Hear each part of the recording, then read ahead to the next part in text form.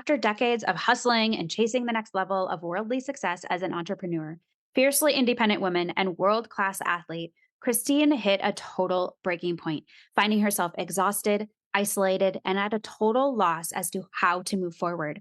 She wanted to burn it all down. Maybe today you're in a moment like that, feeling worn out, exhaustion, anxiety, and you long for nothing more than to have that peace that God promises. You are ready to be present in your today and not pushing always for the future. You want to build a business that matters, but that doesn't become your life. This is why I'm bringing Christine onto the show today, as we're going to walk through her ashes story and how she rebuilt after decades of hustling and chasing success the world's way. Christine Jewell is an author, keynote speaker, host of the Breaking Chains podcast, and a faith based executive coach with more than 25 years of experience in the fields of health and peak performance and entrepreneurship and human behavior. As the founder of Warriors of the Heart, she specializes in guiding highly successful CEOs and impact driven leaders to break out of the superficial life they've built, redefine success, and step into a whole new playing field grounded in eternal, life giving principles.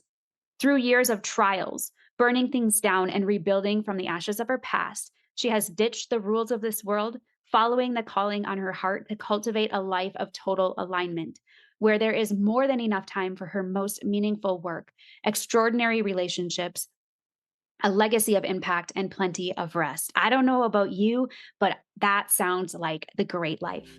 Are you ready to hear Christine's story? Let's dive in. Hey friend, welcome to Pursuing Goals God's Way. Have you thought about finally starting that business now that your kids are older? Do you ever stay awake wondering how to mesh your passions into purposeful work? Do you have big, ambitious goals but feel overwhelmed or even unqualified to pursue them? Hey, I'm Gabe. Not too long ago, I longed for the confidence to start an online business.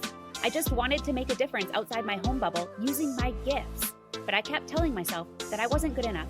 I didn't know enough, and I didn't have enough time. Until I realized something huge. My kids need me to be their example, and they need to see me win. And yours do too. In this podcast, you will learn how to clarify your goals, plan with purpose, and ditch your distractions. If you're ready to make an impact and an income, all for the glory of God, then you're in the right place. As an avid runner, I believe life is one massive marathon. It's up to you to run your own race and to finish it well. So lace up those running shoes, pop in your earbuds, and let's do this thing. Hey, Christine, thank you so much for hopping on Pursuing Goals God's Way with me. I'm super excited about this conversation. Thank you for having me. I'm excited to be here. Yeah, well, before we get rolling, one of my favorite questions to ask guests is tell us something unique about you that we might not find on your website or we might just not know.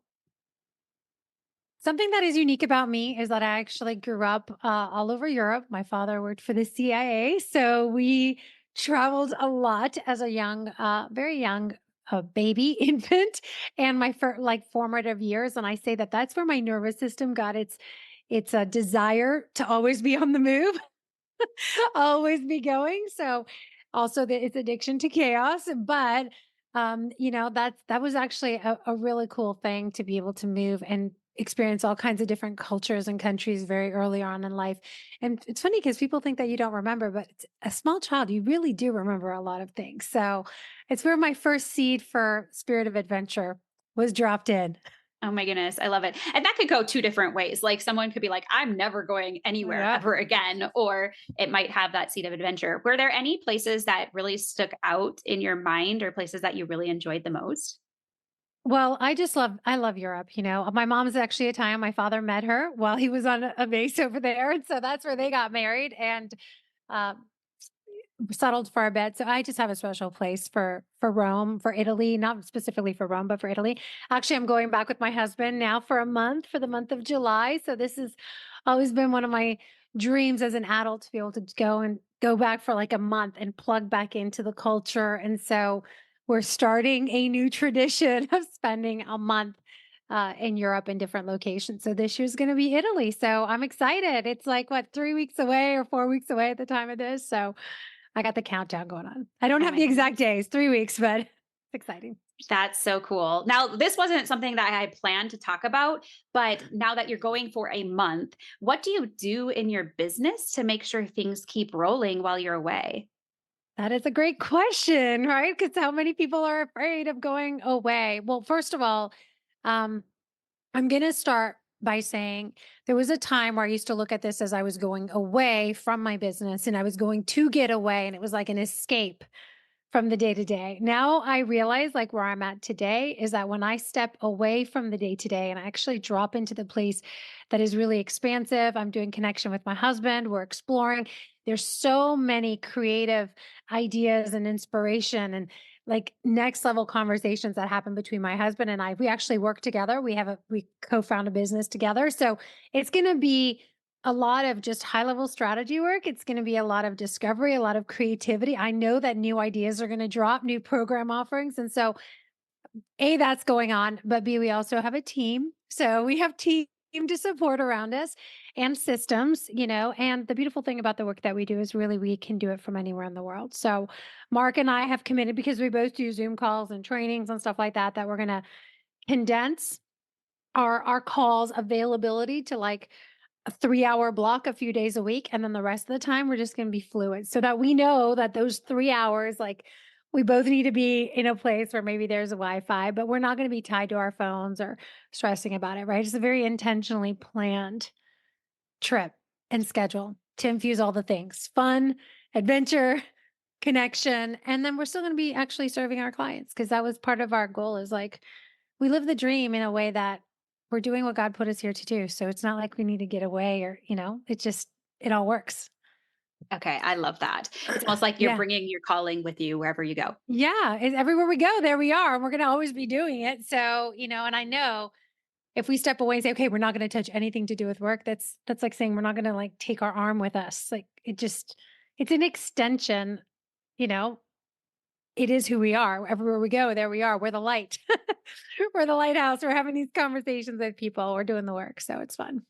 Very cool. So awesome. Well, I know that we're going to be talking about your story and really going from burnout, knee drop situation to really pursuing a life that is God given and just Yes. life giving. And what interested me as I'm reading your story is that you grew up as an elite athlete as well. And my oldest son is an elite athlete. He's a gymnast. And so we kind of have navigated that at 25 hours a week and the gym and traveling a lot. And your identity can really be wrapped up in being an elite athlete. And so we've worked on him finding purpose outside of it and having things Yeah. that he enjoys outside of it. So I'd love to hear a little more about your story of being an elite athlete and where it led you into adulthood. Yeah. I think, well, I love the parallel because you're a parent of one. And so you see, right, how easy it is for our identity to get it wrapped up in that, but also for our parents' identities to get wrapped up in our performance and, our roles and everything. I actually wasn't an elite level athlete until later in life, but athletics was always a huge part of our life. And it is where growing up, it is where I got the most affection, the most attention, and the most presence, I guess, if you would say, from my father, right? So as long as I was scoring goals, I played soccer, I ran track earlier in my younger years, and then later that all of that running it turned me into a world-class athlete, triathlete.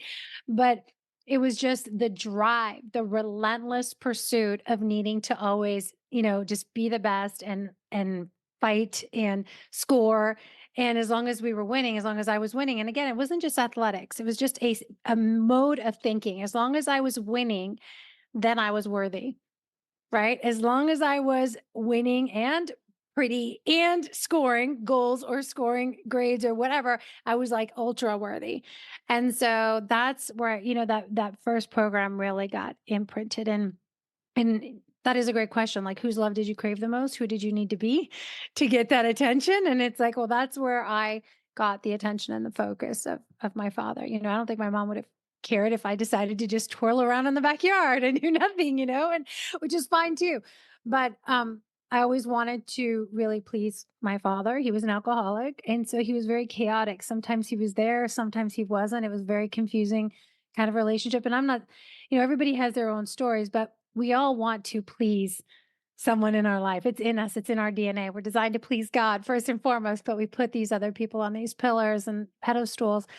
And so, anyways, it was a relentless pursuit of loving the parts of my dad and wanting to duplicate his charisma and his drive and his thing, also connecting with him and also getting the attention from him. So it was like the perfect combination of all the things, right? And then later, when he crashed and burned, because addiction did get the hold of him, he ended up losing his family, unfortunately, losing our home, losing, going homeless, going into prison, like all the things. I decided, well, I'm never going to be like him. So I drove even harder. So I started training even harder because I thought, well, I'm never going to end up like that. So it's funny because even when that exited, the fuel, the driving force was still the same. It was still the same fuel of needing to prove to someone or something that I was either like them or not like them, right? That I was worthy of him or worthy of something different. And it was still the same core drive. Now, I'm going to say athletics did also like really save my life because there was really hard moments in our life where going to the, running, training, all that stuff really built me the confidence and gave me the focus and channeled my energy into something constructive. And I would say like it works until it doesn't. It works for a season and then we get to a place that we start questioning, wait a second, what is the heart behind this? What is driving this whole way that I'm running this business or running my body and what is this really for? And that's I think where we get to, right? It works. It gets us to a certain place until it doesn't anymore. And then we're going, what is up? What is up, God? What is up? Absolutely, absolutely. And I would say we kind of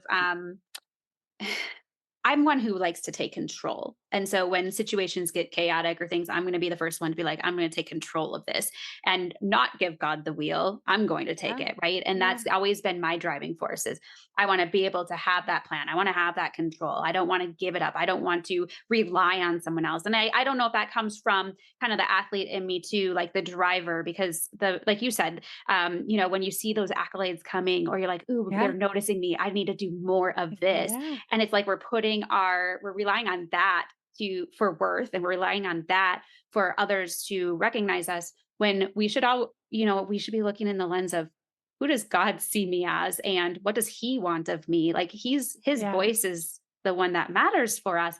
But often I feel like we women fall into this. And I don't know if you've ever read Captivating. It's one of my favorite Love it. books. I have a whole stack of them down there because it's one of the first books I send my clients. It's so good. So So good, but good. it's the same thing. It's like, Yeah.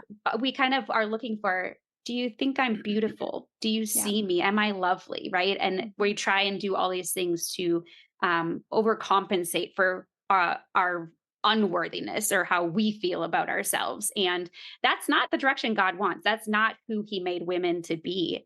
But I do No. see us going into that. Yeah, totally. I love that you brought that book up. That was first of all, that was a life-changing book. I'm sure that's not the first time that you've mentioned it about this podcast, but it's definitely so good.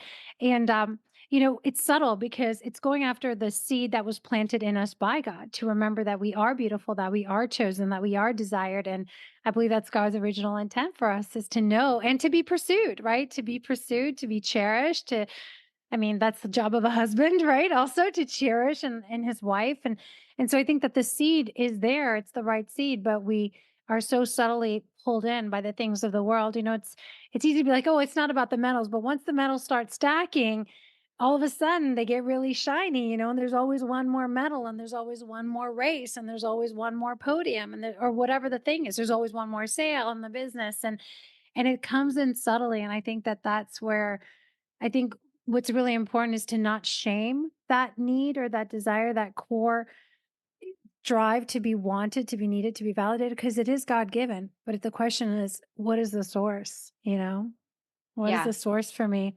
And I still catch myself sometimes, even to this day, even in this recent book launch, like going through these moments of waves of all of a sudden feeling a little bit of a pressure of like, oh, I'm not doing enough, Lord. I'm not doing enough. And he keeps reminding me, like, did I tell you to go out there and start stressing about book sales? Is that what I told you to do? Or did I ask you to write the book? Did I ask you to write it? Okay, like, can you just delight in the fact that we wrote it together? Can you enjoy it? Can you enjoy it? Like, this is the launch week, right? Instead of like, but here the book goes out and you still have that like, yeah, am I doing enough? Right. And it's just so hilarious because I think it's good to remember the program doesn't go away, but we're more aware of it. And then we tune our ears in. Absolutely. Yeah, we always are thinking, is this enough? Am I doing enough? And Yeah. we can do that in business. We can do that in our goals. We can do that in Yeah. being a mom. Like, a lot of times we get stuck in the kind of hot mess mom's mindset, like, oh, I wish I were as good of a mom as this one. I wish I could do these activities or we just get stuck in that. Now, I do want to kind of transition a little bit to talk about where you were. I know you were a driver, you're going through all these motions and working, working, working. What was the point of breakdown for you? What did that look like? Tell us a little more of that story. Yeah. Well, the breakdown happened on my 40th birthday or just shortly after that. But it started 3 decades before. When I was 17, I said that we lost everything. So I made that decision like when we lost our home and my dad left for good and all that. I was like, I'm never, ever, ever, ever, ever going to have to be dependent on a man, rely on anyone else, be out of control. Like, if it's going to be, it's up to me. I make things happen. And so that just spiraled into a multi-decade pursuit of building businesses, relationships, and I hustled and I sold and I knew how to make money and like I did it not once, twice, I did it over and over again. But the thing is, after like 3 decades of doing that, or 2 decades, whatever it was at the time, 2 decades, um, I was on my like I remember I was face down after a class with two of my girlfriends. We were away from my girls' weekend, and I had already been pushing. In fact, the name of my business, I owned a holistic health and performance studio at the time. So, nutrition, training, mindset coaching, all this stuff. And the name of the business was called Push. Okay. So, if that gives you an idea of what my life was like, everything in my life was like push. And I was pushing in my relationships. I had already failed the first time around in marriage. I had gotten through a divorce and I'd gone through another 8-year cycle of just being in a tumultuous relationship and feeling like not supported, single mom trying to run the business. And I was like, God, what is going on? Like, I'm trying to do all the right things that everyone tells me I'm supposed to be doing. Problem. Okay. That everyone tells me I'm supposed to be doing. I'm doing all these things that experts and people are telling me to do. And I'm like so burnt out. I want to burn this business down. I'm exhausted.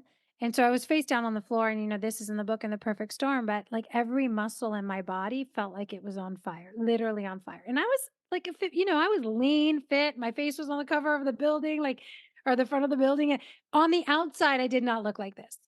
On the inside, I was just having this huge inner civil war because I knew I was living out of integrity with what God had. Like, I just knew that I wasn't doing it God's way. I'd been trying to do it my way for so long, and it just wasn't working sustainably. It was working until it wasn't. And then it was like really hard. And so I was just face down. I was like, I'm so tired of pushing, pushing, pushing my body, pushing, pushing, pushing my business to grow, grow, grow. Like a monster. Everything has to be growing all the time or you're dying, the whole thingy. And also pushing my relationships, my friendships, everything felt forced.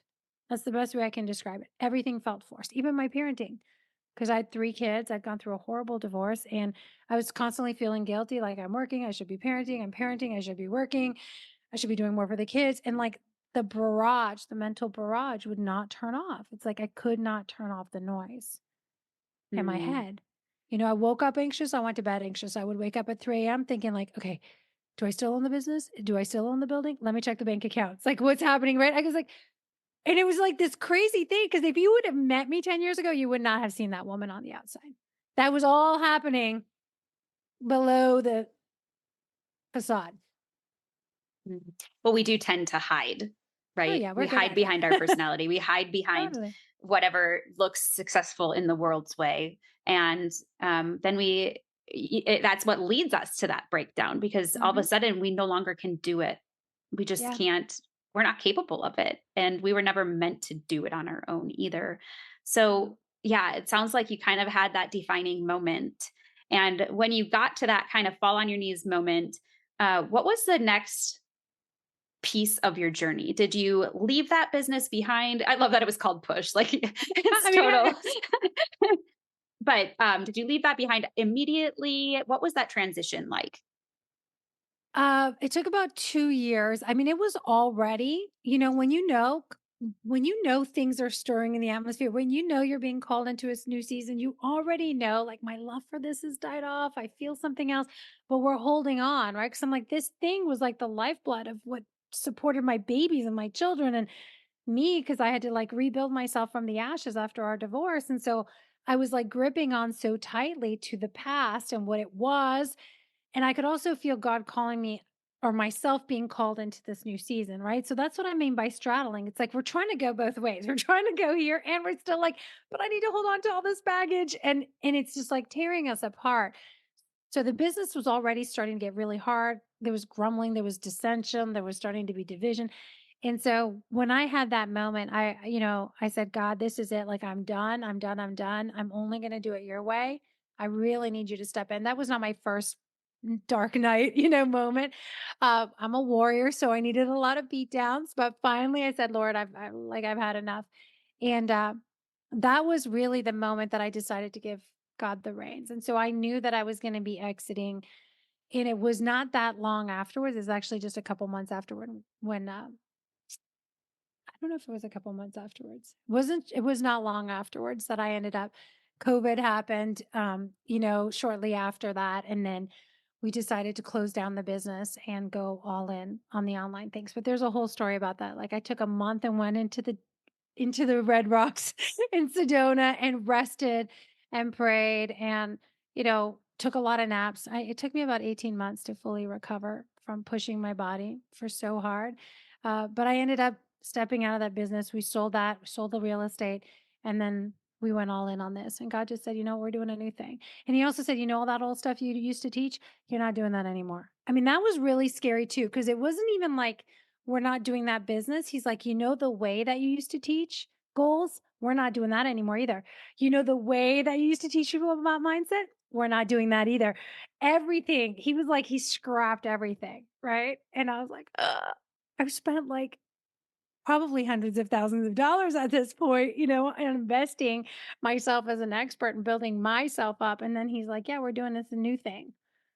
And Mm. so it was a total rebuilding of brand, business, message.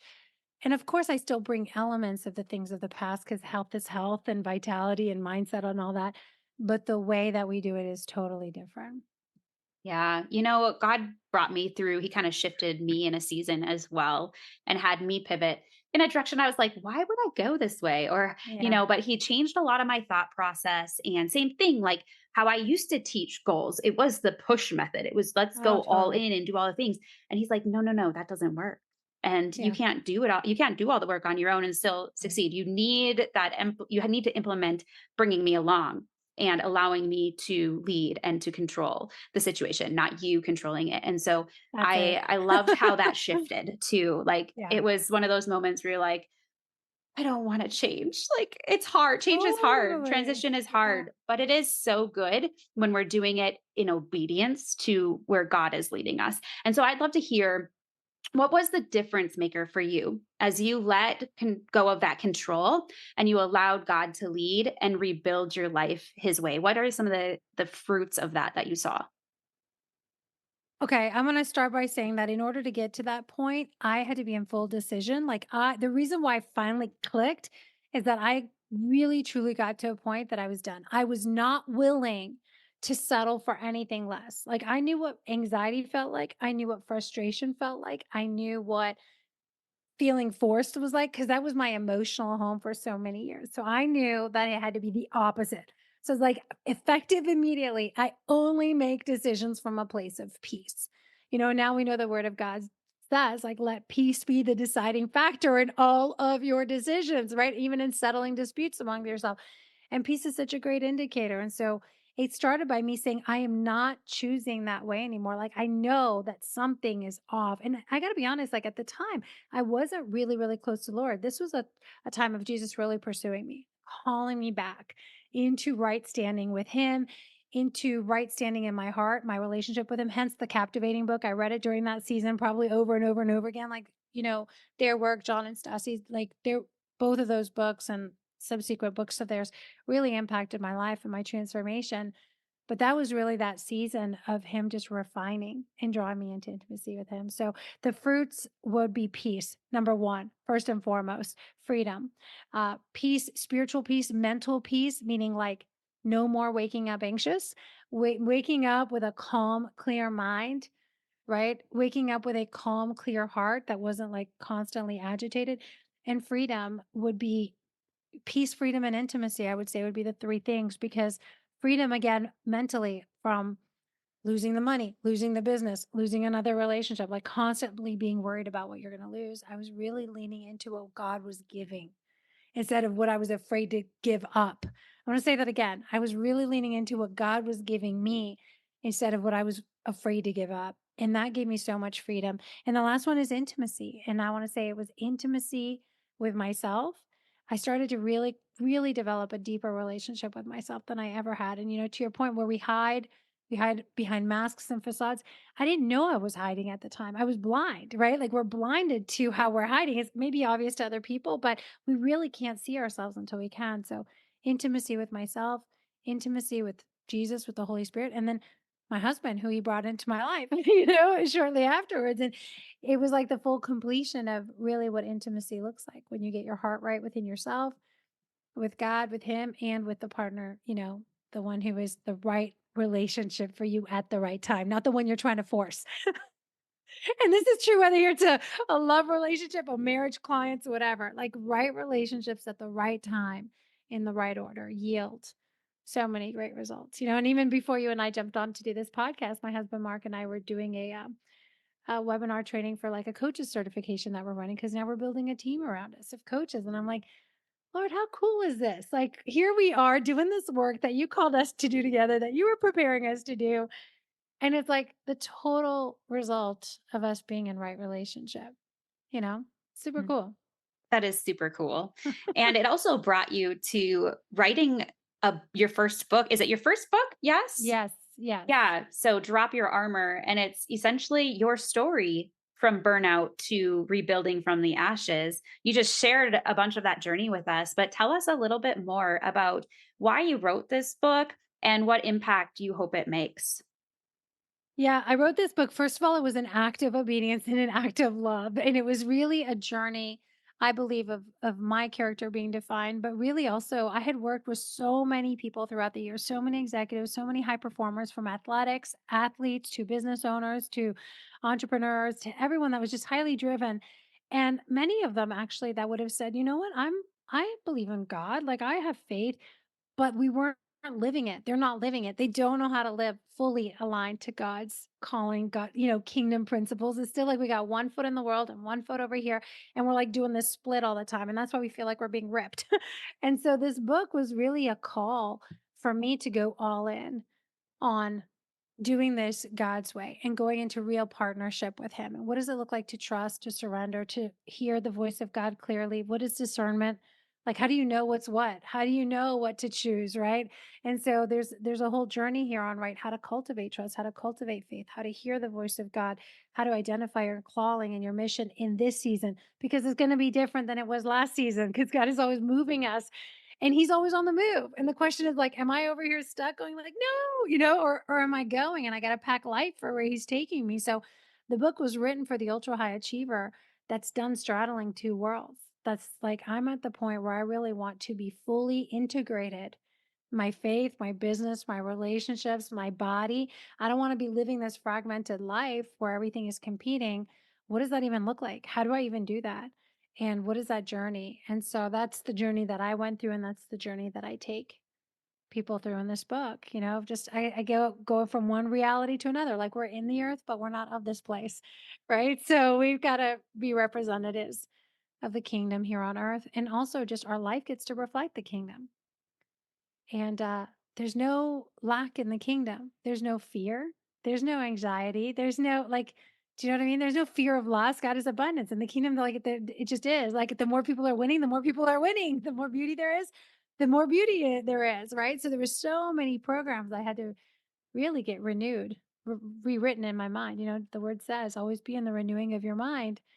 But a lot of us like read that, but we don't really understand what that means. What does that really mean? It means a whole new mental operating system. We start thinking the way God thinks, right? We start seeing what God sees. We start sounding like he sounds and we walk where he goes. And it's just we're still in it. We're still in the world. We're still in the marketplace. There's just something different about you, you know? And Mhm. that's the testimony, right? Like people don't we don't need to be hitting people over the head with a Bible. We are the light. Yeah, absolutely. I love Yeah. that. And when you say drop the armor, I'd love to hear what is the armor in our lives? Is it us trying Yes. to hide behind, or is it what is that? Well, in the book, I start with a story of imagining a medieval castle. That was once really beautiful and gorgeous in its time, and it was flourishing, and then now it's been abandoned. And it's but in on the outside, there's no life anymore, but there's people locked up on the inside. And there's children locked up on the inside and beautiful women locked up and warriors locked up that were just afraid to come out and play, afraid to be who God created them to be, afraid that the pain of their past, the dragons of their past would come. And so these people are locked inside these castles, which are strongholds, right? The lies we've been believing, the programs of the world that have been running us, the pains of our past that we haven't dealt with, the wounding we haven't resolved. And so it becomes these thick walls, like a fortress that keeps us locked inside. And so we want deeper, more meaningful relationships with our wives or husbands or whatever, but we don't even know how to access the intimacy within ourselves because we have so many layers of protection, self protection, right? We have so many layers of our ego and pride getting in the way that nobody's going to do that to me. We have so many strongholds in our mind that are lies that we have repeated and agreed with over and over and over again. So, dropping the armor is recognizing the false identities that we have taken a hold of, the false belief systems that were really lies that were planted in us through societal programming, through the enemy, whatever, that we have been given authority and power to run our lives and breaking those. It is also all the masks and the layers that we wear to perform, to protect, to get the love. And so it's really an uncovering of all this stuff. And so a big part of the book is really discovering the unconscious armor that you are still carrying around. And it's the stuff that weighs you down. It is, because some of us just feel heavy hearted. We feel mentally congested. We feel exhausted and we don't know why. It's like, I'm working out, I'm eating healthy. Why am I tired? It's emotional, spiritual weight, right? So it's really starting to unpack what is all of that dead weight that you have been carrying around that's been keeping you locked up from stepping into what God has for you. So good. So good. So as we wrap up, I'd love to just talk about I know those listening are probably like, "Oh, I feel that dead weight. I feel like I've just been working, working, working without purpose. I Yeah. feel like I'm getting to this point of burnout." What are some tips you might have for us to recognize that we might be leading down that path of burnout or getting to the ashes before we get there so that we can rebuild a bit quicker and actually listen to what God is telling us? Yes, I love that question because we do not need a breakdown to have our breakthrough, right? We don't need to have a total burn down to rebuild from the ashes. Some of us really like that story. We want it to be the story of our lives. But the beautiful thing is, God will always be redirecting us. He'll always be moving us into a new season. And so, if we learn to yield, to pay attention sooner, to yield sooner, to listen and obey, then the path is actually like suffering is optional. I talk about that in the book. Suffering is optional. The question is, will we listen? And so I would start by saying number one, what you resist persists.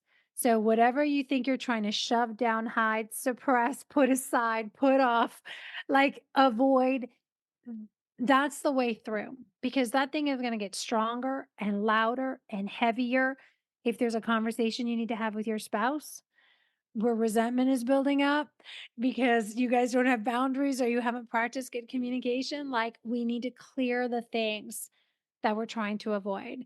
Um, because again, they just get bigger and they become those immovable mountains that, feel like they just immobilize us. So maybe your body's been screaming for rest, but you're like, I can't afford it. I can't afford it. Well, we hear this all the time. You're going to do it by choice now or be forced to do it later. And I've seen this in marriages where hard conversations were avoided and until it was time, like somebody was walking out the door, or something horrible happened. It's like, do we need to wait until that moment or will we be courageous? So I would say number one, if whatever you're resisting is the way through. And what is the thing that I don't that I know that I know that I know that I need to be doing that I've been avoiding or putting off or terrified to do. I would just really encourage people, if you can activate the courage and the faith. And number two is, if you don't have it, pray for it. Because number two is, once you identify it, awareness is beautiful, but it starts to become suffering if you're aware and you're not doing anything about it. That's even worse because now you know and you're not doing anything. So you're consciously choosing to stay in the suffering. So I would say sometimes we need to pray for the courage, for the faith, for the boldness, for the trust, whatever it is that you need to be equipped with so that you can move through this thing. And I think that when we do that, and the third thing is to make the decision to do it, to do something different. The definition of insanity is doing the same thing every day and expecting a different outcome. And really, I wanted to name this book Fight Different because it's all about how you talk different, how you move different, how you hear different. Everything about how we're called to do things as Christ followers is different than the world. So, number three is you've got to do something different. You've got to start to talk different, right? Listen to your spouse differently. So, whatever it is that you feel like you don't want to do is probably the thing that you need to do. And so where what you feel like you're lacking, pray that God would fulfill that with you and that you are empowered by the Holy Spirit to move on it and then do the different thing. Because God is on the other side of that different thing. He's in all of it, right? But we're waiting for him to like show us the whole lay of the land and show us that it's safe and like everything's going to be under control. But like we have to open the door and we have to walk through the door. And then he meets us on the other side. Well done, my good and faithful servant. Now here's the next mission. Here's the next step.